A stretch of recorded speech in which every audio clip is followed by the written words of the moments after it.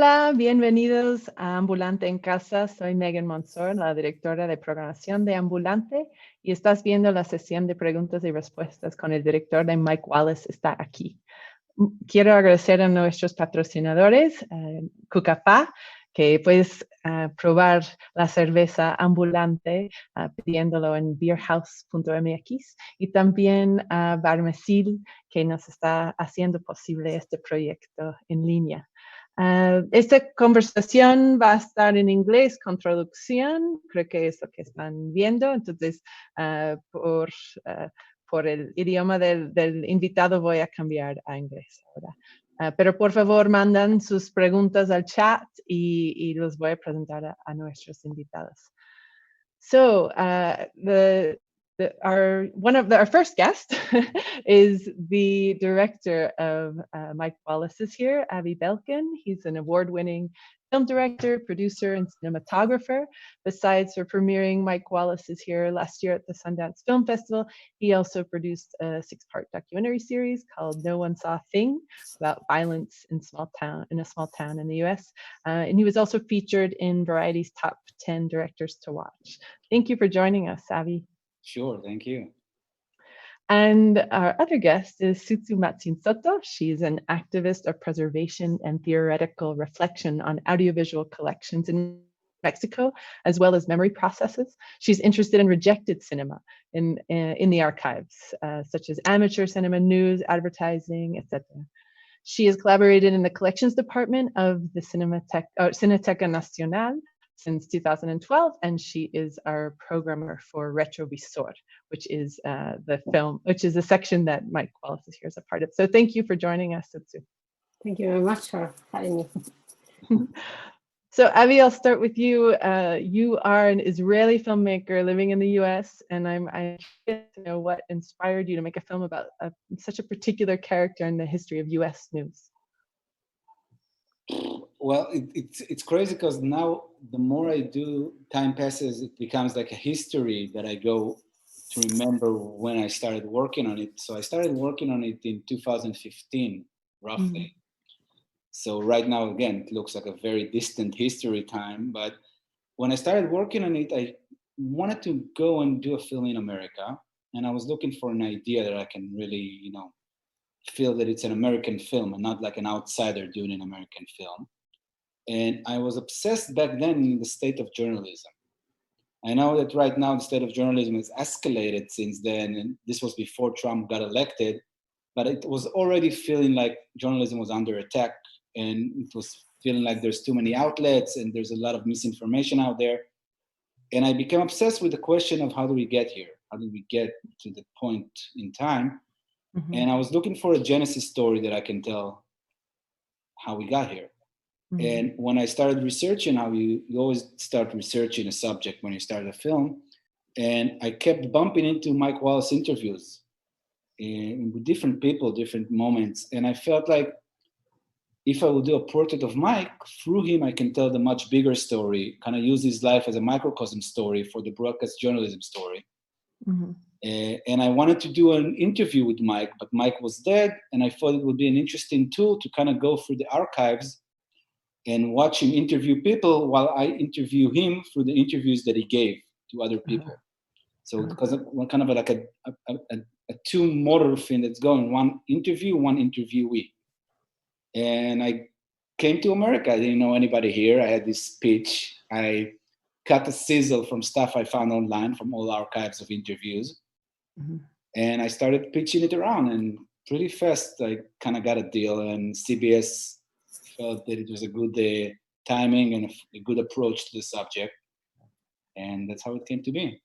Mm-hmm. And also in another interview you talked about the connection between journalism and democracy and the importance of journalism for democracy. Yeah, I think that's how it started. It started from the feeling that democracy is under attack.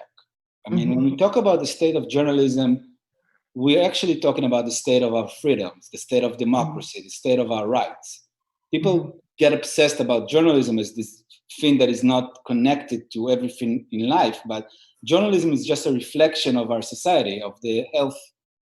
A healthy society has an independent, healthy, thriving journalism branch, because they are in charge of kind of keeping the system honest, keeping the system in place.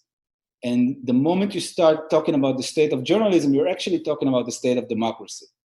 Mm-hmm. And I think we're starting to see it more and more now in the world, where democracy, if you look right now at the state of the world and you take out Europe and North America, democracy is in a very, very problematic space. Mm-hmm. Most of the countries don't really, I would say, have classic, really operating democracy right now.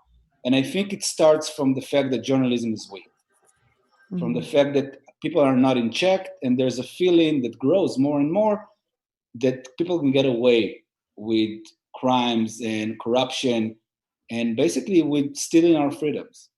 Mm-hmm. Something you also mentioned in this interview was something that stuck with me. You also talked about how it's also a problem of audiences, how we don't want to be confronted with hard truths and things that make us uncomfortable. I thought that was interesting. That it's hard to just blame the news when there's also a problem with what we are demanding as our news. Yeah, but I mean, we still need to demand it. Listen, it's hard, right? We all feel like the best situation for us is to be lazy and not to work hard in all aspects of life, right? The human nature, I would say, is the easiest path of least resistance. Mm-hmm. And the same goes to democracy. The same goes to journalism. It's easier to hear something that you're agreeing with, something that feels good, something that feels optimistic. Mm-hmm. Right? It's much more nicer to open the news and to be like, yeah, I agree with that. Things are great. Moving on. Mm-hmm. But unfortunately, a lot of the good stuff in life come from hard truths and hard work.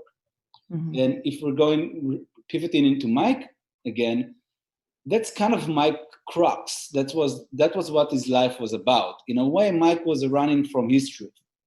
Mm-hmm. The film kind of shows how he was depressed, clinically depressed, for many, many years while he was working, how his tough persona, this alpha macho dog, was not really the case. Underneath, he was insecure, clinically depressed, and kind of running from his truth, kind of running from who he is really. Mm-hmm. And there's a nice similarity, I think, between Mike's life and the path that broadcasted journalism kind of took, where in the beginning it was all about the hard question, about the truth, about confronting what's not comfortable to hear. And we see it, especially in the 70s, during the prime time of the journalism, in Watergate when it broke, and Vietnam, where journalism basically were the one who kind of ended that war and changed the way it was perceived. Mm-hmm. So that was I would say, the golden years, right? And then you start seeing the backlash of it. Mm-hmm. How more and more people were afraid of the truth, more and more politicians and people in power tried to fight the truth coming out, and how people, to be truthful, kind of got tired of hearing the truth, kind of got tired of fighting the corruption. And they became complacent, we became complacent, and we became much more, I would say, attracted to hearing our opinions being validated. And I think that's what we see today a lot, right? When people open Fox News, or when people open John Oliver, they're looking to be validated in their opinions. They're not really looking to be questions about what they believe. And I think that's something that we definitely lost since Mike is dead. Mm-hmm. And so 60 Minutes, it spurred a lot of offshoots it spurred copycats in the US, but internationally it made the news magazine form popular. Mexico, Spain, Australia, Argentina, they all had their own 60 Minutes. And I'm wondering, was there something similar in Israel? Is this culture of opinions also the situation there? I mean, we used to get the illegal cables, so we used to kind of be able to watch a little bit of 60 Minutes. So I watched a few Mike Wallace interviews when I was younger. And I feel like every show that I watched when I was growing up was a copycat of that news magazine of 60 Minutes. I think they invented the form, and Mike invented the kind of what we expect today from a tough investigative journalism interview, filled with uncomfortable questions. Before Mike, most of the questions were kind of, softballs. They were basically promoting stuff or trying to get a very specific point across.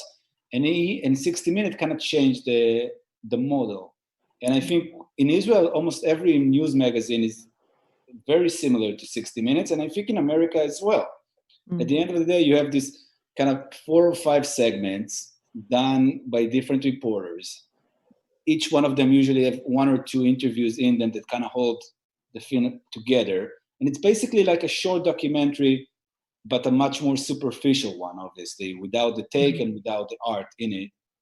And I think 60 Minutes, when it started, had actually a very high bar that I think in all revolutions, the copycats is where the revolution kind of starts to get lost, starts to get copycat. And then when you're copycatting, you need to invent something new. So you kind of take a detour from the original idea. And then you start to compete more and more about, ratings and about being watched. And I feel like when 60 Minutes first aired in 68, news was not a rating film. Nobody watched the news. So they had no pressure to deliver ratings. And in roughly the 4 years, they had no viewers. They just continued as an experimentation. And then when Watergate broke, suddenly 60 Minutes became one of the top 10 shows in America. And suddenly news became this machine. And the moment news became a machine, and again, I blame television more than I blame 60 Minutes, suddenly it became a competition. It became, how do we draw audiences? And then you see how it escalated again with 2020 coming after that, and all the copycat show, obviously with Bill O'Reilly that's in the film, and other people, where they kind of build on that idea and obviously made them their own, and each one to their own perspective on how it should be. Avi, I'm going to come back to you, but I have a question for Tzutzu. So the history of news is a very different situation in Mexico. And I'm wondering if there was like a Mike Wallace equivalent here, or a turning point, at least in investigative journalism, or how interviews were conducted. Well, I think we have Carmen Aristegui, that he has her own style. But if I can talk about a turning point, is we can go to 1989 with the experience of Canal 6 de Julio. And I think it's important because I am hearing Avi, and he said something that he thought related to democracy, the news, the democracy, and also the access to the information. And I think it was a turning point in terms of democracy in Mexico. And Canal 6 de Julio was a collective that started to make documentaries, but in the format of television, because the official broadcastings were not presenting the reality in the television. So there was the elections in 1989, and this collective started to have complaints about these things, and they were to the streets trying to present the problem that was happening outside. So I think this is a very important part of our history, because Canal 6 de Julio made more than 90 documentaries about the political situation in Mexico. And this is important because if you imagine this country with the same party in the power, what kind of television do you have? No, this is very important to ask this thing. And Avi says that he's starting making questions. How do we get here? And this is the same question in Mexico. How do we get here if we don't have democracy in the television? And I think Canal 6 de Julio made this work to start to make questions, to offer another point of view, the diversity, but they never arrived to the official television. They still now, they have their own channels, internet now, but before that they started with VHS and data, and they copy the news and spread the information in a period that we don't have that kind of possibility in the official television.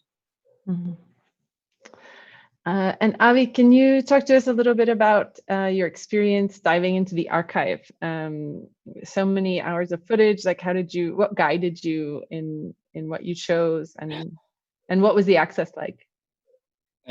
Well, I mean, the access was amazing. The 60 Minutes started in 68, but we had access to CBS News entire archive. So, and they started broadcasting around the 1940s.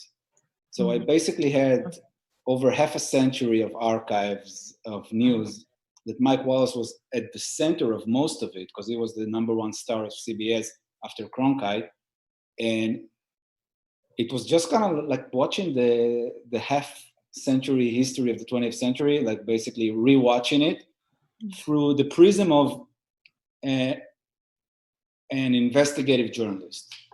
So it was really, really interesting. And we had over 1,500 hours of footage of just interviews and B-rolls and stuff like that. And the beginning was kind of overwhelming, but because I did some films before with archives, I understand that with archives, the trick is to understand what you're doing. What is the film about? Mm-hmm. Otherwise, it's like, how do you choose? You don't really have any tools to choose from 1,500 hours that you need to come into an hour and a half. Mm-hmm. So once you understand what the film is about, it's much more easier to kind of go through the archives and just pull the stuff that you need. And very early on, I understood that the film was about Mike.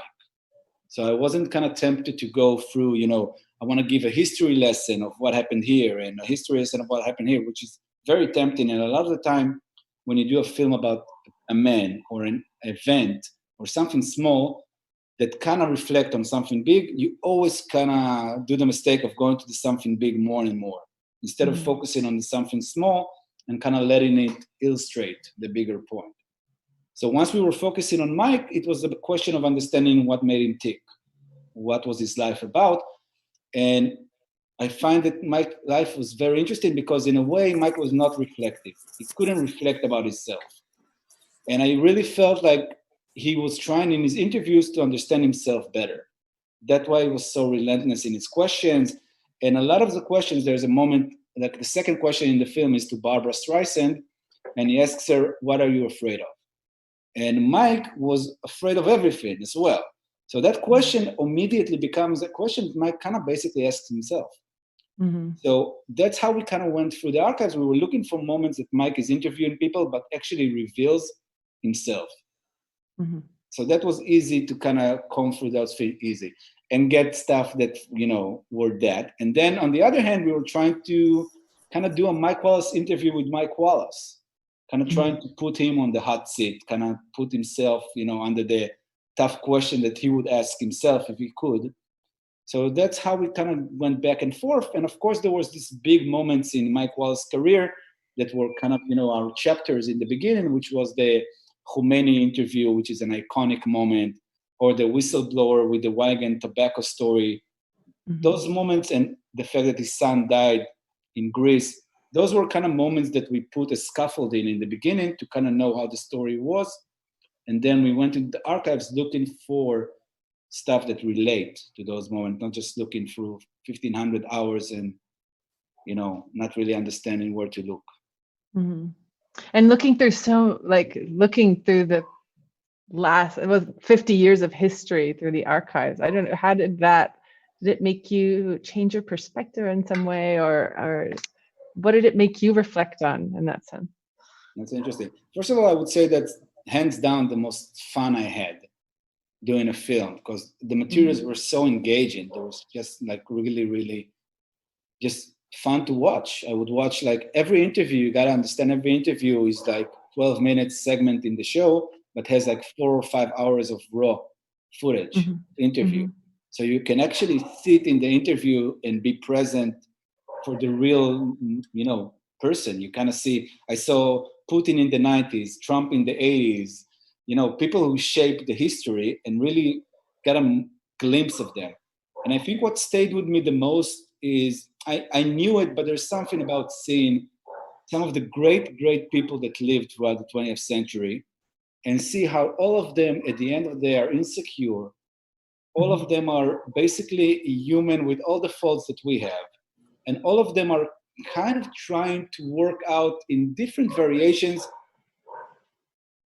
ego issues, stuff that they have, personally, that they're reflecting on their career, on their life work. And you can actually see how their careers, their life is motivated by their flaws. How that is kind of the driving engine of every other person that you see. And obviously in Mike as well. So I felt like that was very, very interesting. And I still feel it insanely beautiful as a thought to understand that our world is being shaped by our flaws. That is what makes us get up in the morning and work hard, either to hide them or to get over them or to make, a sublimation process through them that you take the minus into plus. But that is the core essence of humans, is working with our flaws and making something out of that.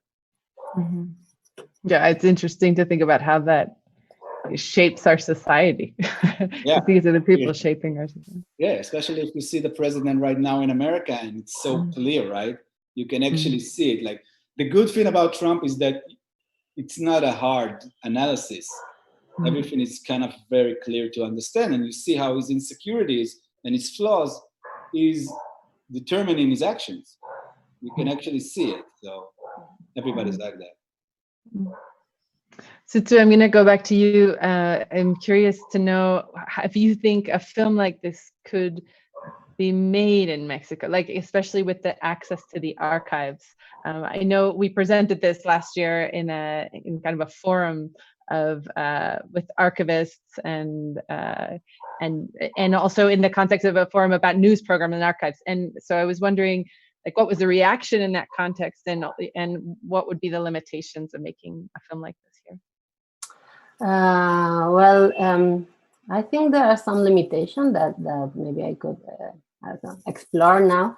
But I would like to also mention that when you asked me before about a similar figure, personality like that in the TV, well, not at the same way as a turning point, but we have, for example, Jacobo Zabludowski, that some of us saw it, I don't know, some years ago, but he was in the TV for 50 years, something like that, no? And also, well, now we have another figure in the TV. And I mentioned this because I don't know if it's possible to find a specific story about a guy or a girl. I think it's more because the same people was in the TV, no? So the same guy was presenting the news in television. And for example, Jacobo Zabludowski, that he was the person that in 1968, when the movement of students was happening, and in Tlatelolco, the massacre of Tlatelolco happened, he presented his program as "This is a sunny day," no? This is I don't know. This is now in our memory, and we can relate that kind of behavior in the news programs and in the broadcasting. So if you want to make a program about Jacobo Zabludowski, maybe it's not so interested to do it just if you are looking for a specific story. But if you look for stories related to the way how the news, not just a figure presented the news, how the news are constructed, and this historical perspective is going to give you another question related to the change in the power and the change in our also in our culture. So if you start this research, you're going to go to the public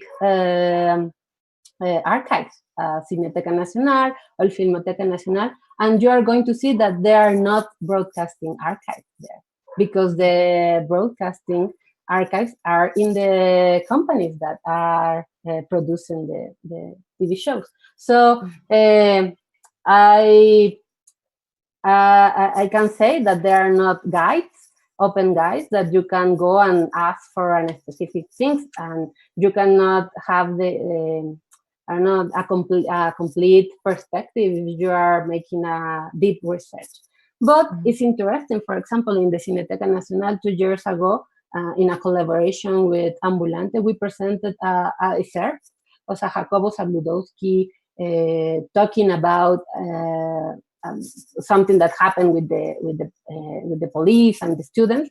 And I think it was so important to show it, because many people says, people that were participating in the movement says that, wow, this thing happened in my reality, happened to me, and I was looking for this memory, and I cannot believe that there is an archive of the newsroom. So when we presented the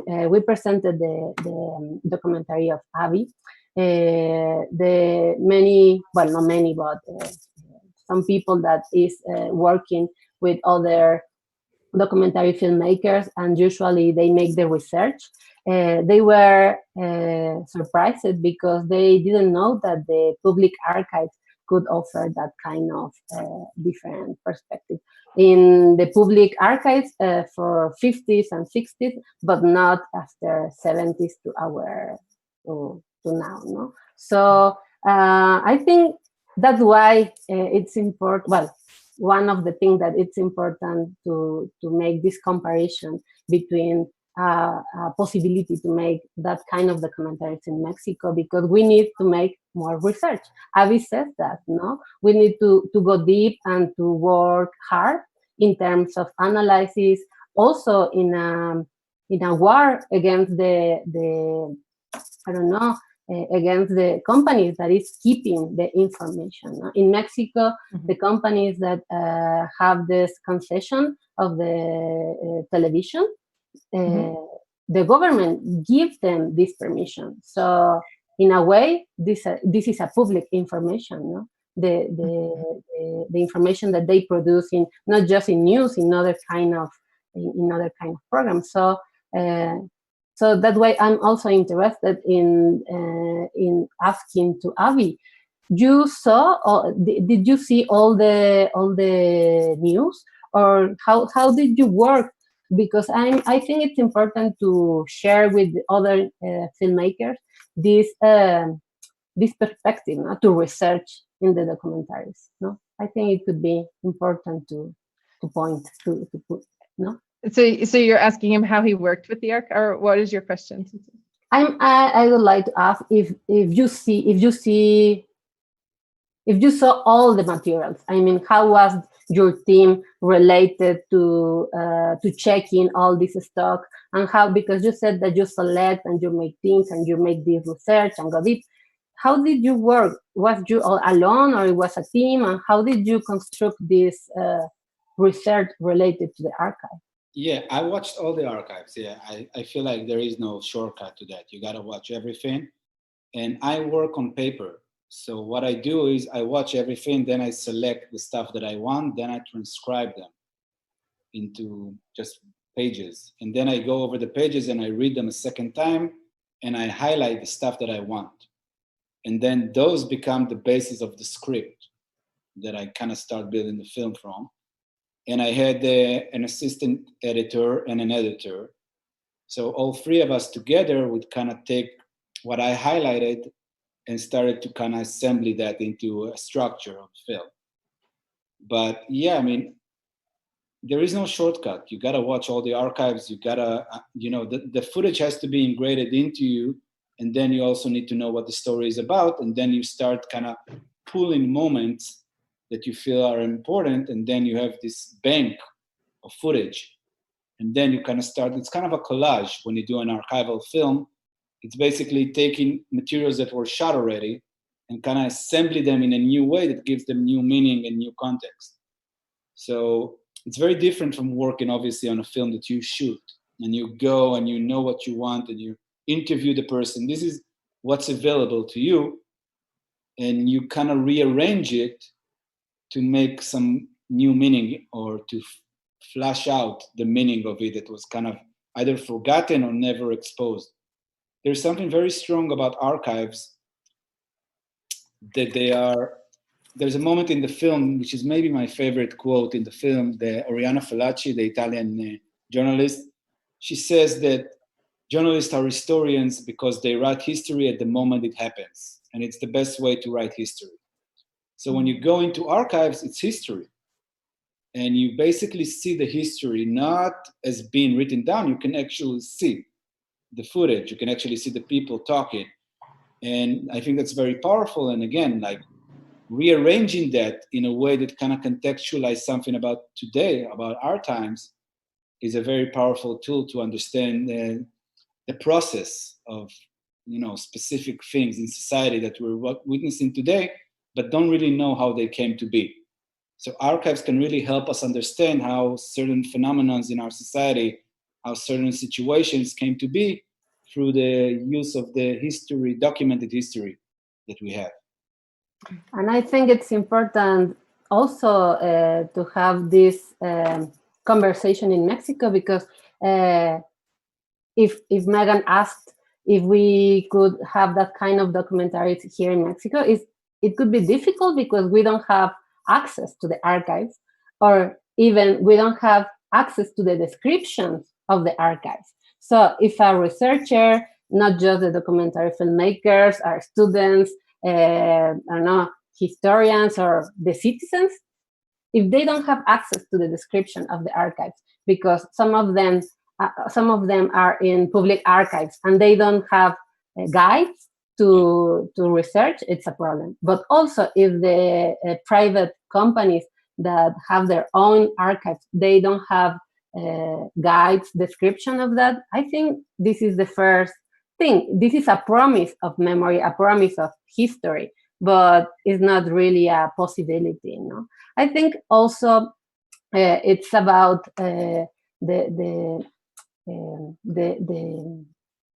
the situation about the archivist. The archivist is not just a public service. It's also a kind of a medium of how to help to open archives. I don't know if you have this problem with your stock. Not in America, because America is more, but I come from Israel. So I have the same problems in Israel. In Israel, for years, we couldn't get any archives. There was nothing organized. We couldn't get anything. But now in the last decade, they started finally, digitizing stuff. The thing is to digitize stuff. A lot of the stuff is on film or in formats that you can't even watch. So you need to digitize stuff, create a Bible of everything that exists.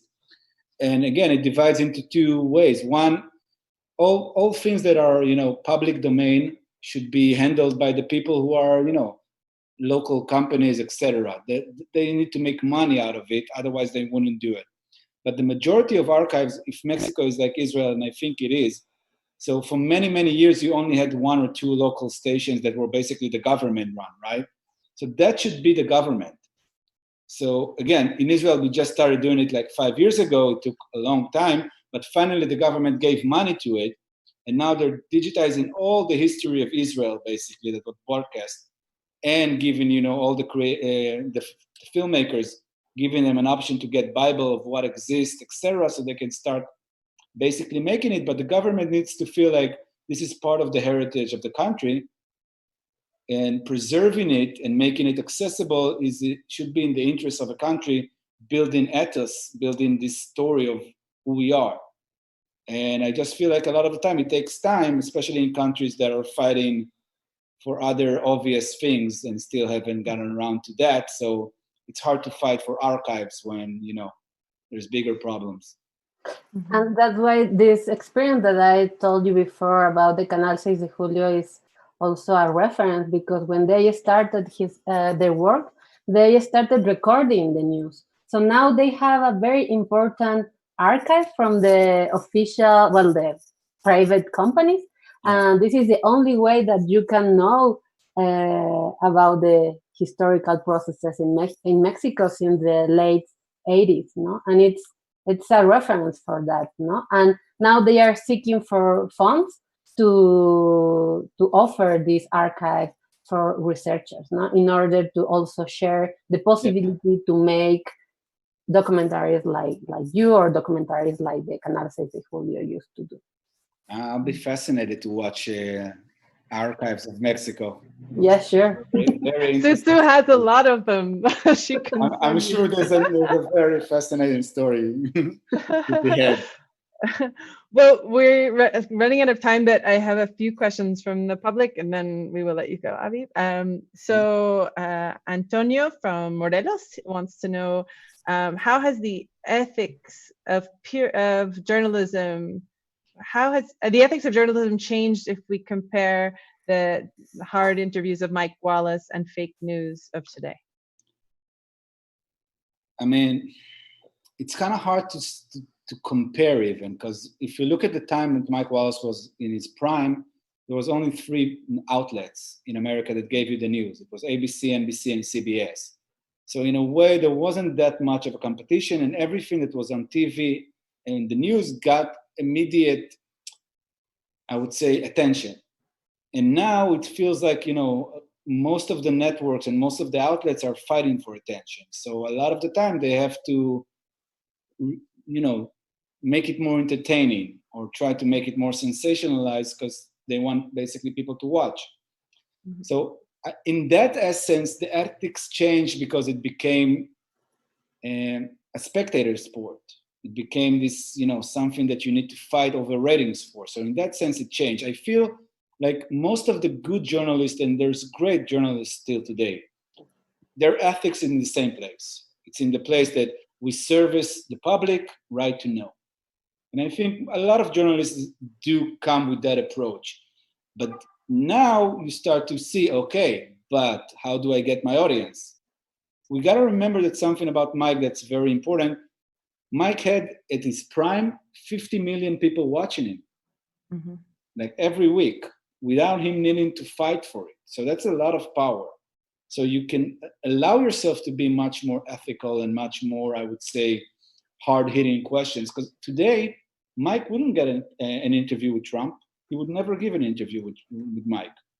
Mm. You know what I mean? Today, it feels like the hard question is being ignored. People don't want to answer it. So if you're a tough journalist and you're a tough interviewer, most chances are nobody will give you an interview.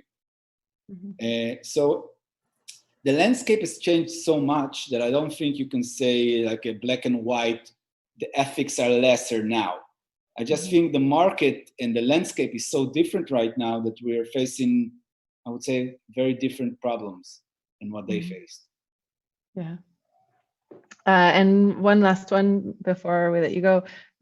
Paloma from Ciudad de Mexico asks, you mentioned that your films start with questions, and she's wondering what questions you're making during this time of Corona. Jesus.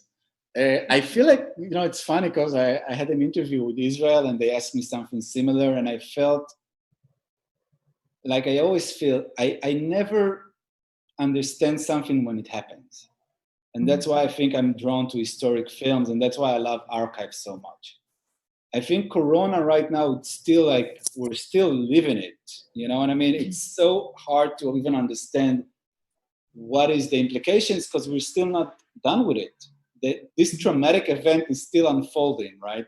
And trauma usually for me, once you start making sense of what really happened, it has to end. And then there needs to be a little bit of time that passes where you start seeing the after effect of that traumatic event. And right now we're still in the middle. So I can't really tell you, like, if this ends in a month or this ends in 3 years, obviously will change a lot of the meaning of this and the after effect of this and how much, we're suffering from that. I do think that it's very easy to see right now, for me at least, that if this ends now, there will be no meaning. Like the human race, and we see it on ourselves as individuals, we need a very strong traumatic event to change our lives. We need something very dramatic to happen for this to make a serious change. And the human race is the same, right? It's a small and a microcosm. And I think right now, the human race has not suffered enough to really change its ways. And unfortunately, I'm saying that I don't want to be losing millions of people and I don't want to be hurting more. But I'm just saying, like right now, it's not enough for me to see a big change. But if this goes on for another year or two, and this has more catastrophic moments in it, then maybe there's a change. Because again, if you look back at, I would say the biggest last event that we can talk about is the World War II, that it's close to what we're experiencing now, obviously different. World War II was not a slap to the face, was a kick to the face. And a lot of things changed after that. And since then, there is a lot of slaps, but nothing really so big that I think can make such a tectonic change. So the same I would say for Corona. Right now, if this ends in the next month or 2 or 3, I think a year from now, we don't remember it. We're moving on, nothing has happened, waiting for the next traumatic event that human race will experience. But if this lasts for a couple of years, then we can start making, you know, more bigger thoughts on it. But right now, it's still too early. Thank you both for being with us and joining us. Thank you so much, Avi, for letting us present your film and connecting for this Q&A as well. Just to tell our audiences, tonight at midnight, we start with Obscuro Barroco about the Rio de Janeiro and the night, and Clarice Lispector and the transgender activist Lua Moran. And so I hope that you join us, and thank you for being with us in Ambulante en Casa. And thank you both. Thank you. Good night. Thank you. Bye-bye.